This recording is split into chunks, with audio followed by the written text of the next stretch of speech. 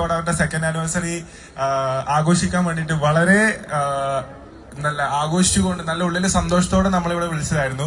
In between ഒരു event team സംസാരിച്ചിട്ട് അവരിവിടെ നമുക്ക് വേണ്ട സൗണ്ട് സിസ്റ്റമോ ലൈസൻസോ എനിക്ക് പാടാനുള്ള ലൈസൻസ് പോലും ഇന്നിവിടെ മ്യൂസിക് ഇട്ട് പാടാനുള്ളത് എടുത്തു വെച്ചിട്ടില്ല.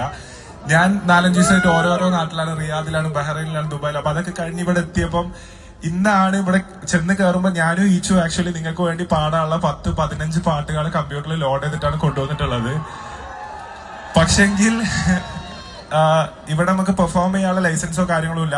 പാവം ഹൈപ്പർ അൽവാഫക്കാർ ഇതില് ഒരു പങ്കും ഇല്ല. ഓല് ഇതിന്റെ മാക്സിമം നടക്കണമെന്ന് വിചാരിച്ച് ഇവന്റുകാരെ ഏൽപ്പിച്ചു. ഇവന്റുകാര് ഇതിന്റെ ഇടയിൽ അല്ല, ഞാൻ സത്യം പോലെ പറയാണ്ട് ഞാൻ പോയാല് നാളെ നിങ്ങളെ കണ്ണില് ഞാന് വലിയ സംഭവമായി ഇവിടെ വന്നിട്ട് പാട്ടൊന്നും പാടാണ്ട് ഞാൻ മിന്നിന്ന് പറഞ്ഞ നിങ്ങളെല്ലാരും ഇന്റെ പിന്നാലെ ഉണ്ടാവും. സോ അത് കണ്ട എന്റെ മകൊക്കെ സങ്കടമാവും. വെറുതെ ആൾക്കാരെ പറ്റിച്ചാൽ നടക്കുന്നത് എന്റെ അമ്മ എന്നോട് പറയും. അപ്പോ എന്താ വെച്ചാൽ ഈ ഇവന്റ് ടീം ലൈസൻസോ നമ്മുടെ ലാപ്ടോപ്പ് കുത്താനുള്ള പ്ലഗ് ഇൻ എന്ന് പറഞ്ഞ സംഭവമുണ്ട്. ട്രാക്ക് കേൾക്കണമെങ്കിൽ നമുക്ക് EP വേണം, മിനിമം സൗണ്ട് കുത്തുന്ന സാധനം വേണം. ആ സാധനം പാട്ടിടണ്ട, ഞാൻ പറയാം.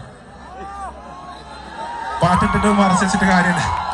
അല്ല, അത് പാട്ട് ശബ്ദം കൂട്ടി മറച്ചു വെച്ചിട്ട് കാര്യമില്ല. അപ്പൊ ഈ ലാപ്ടോപ്പിന്റെ പിന്ന് പോലും ഇവിടെ നമുക്ക് പ്രൊവൈഡ് ചെയ്തിട്ടില്ല. അത് ഇവരല്ല, ഈ ഇവന്റ് ടീമിന്റെ പ്രശ്നമാണ്. അപ്പൊ ഈ ഇവന്റിൽ ഞാൻ പാടാതെ പോകാനുള്ള ഒരേ ഒരു റീസൺ ആ ഇവന്റുകാരാണ്.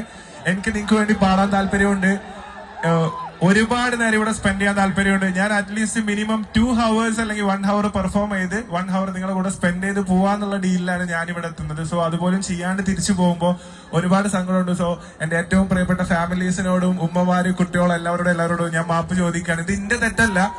സ്റ്റിൽ ഞാൻ നിങ്ങളെ മുൻനിർത്തി ഞാൻ മാപ്പ് ചോദിക്കുകയാണ്. ഇവർ ഇങ്ങനത്തെ ഒരു പണി ഇവിടെ ചെയ്തു വെച്ചത് ഞാൻ അറിഞ്ഞില്ല. എന്നോട് ക്ഷമിക്കണം. നിങ്ങളുടെ ഇന്നത്തെ ജോബ് കാര്യങ്ങൾ പണിയടക്കം മാറ്റിവെച്ച് പണിത്തിരക്കിന്റെ ഇടയിൽ വന്നവരാണ്. എനിക്കറിയാം, പാട്ട് കേൾക്കാൻ ആഗ്രഹിച്ചവരാണ്. എല്ലാം എനിക്കറിയാം. വേറെന്താ ഞാൻ പറയാം, ഞാൻ നിസ്സഹായനാണ്. എന്നോട് ക്ഷമിക്ക്.